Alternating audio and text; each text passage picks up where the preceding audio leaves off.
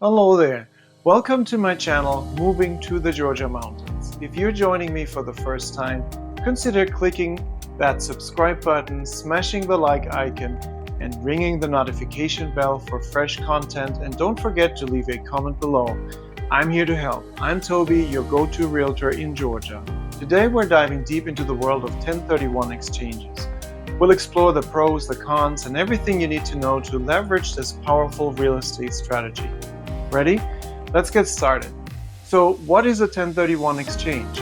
It's a tax strategy named after Section 1031 of the Internal Revenue Code. It allows you to defer paying capital gains taxes on the sale of an investment property if you reinvest the proceeds into a like-kind property. Now let's talk about the pros. First, it allows for tax deferment. This means that instead of paying taxes on your gains when you sell, you can invest that money into another property and let it continue to grow.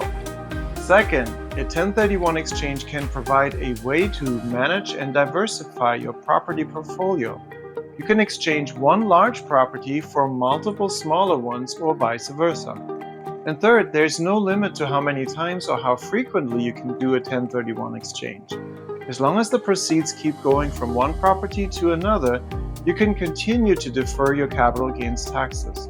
But like all things, 1031 exchanges also have their cons. First off, the rules are quite strict. You have 45 days to identify a potential replacement property after selling the initial one, and then 180 days to complete that purchase.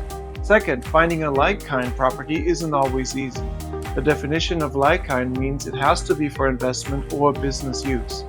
And third, while you're deferring taxes, you're not avoiding them altogether. If you sell the final property in the chain without another exchange, you will have to pay the deferred taxes.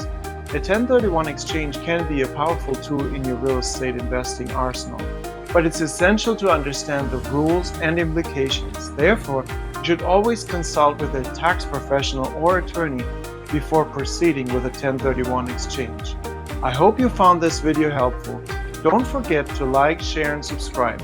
I'm Toby, guiding you through the world of Georgia real estate. Thanks for watching, and I'll see you in the next video, and dare to dream big.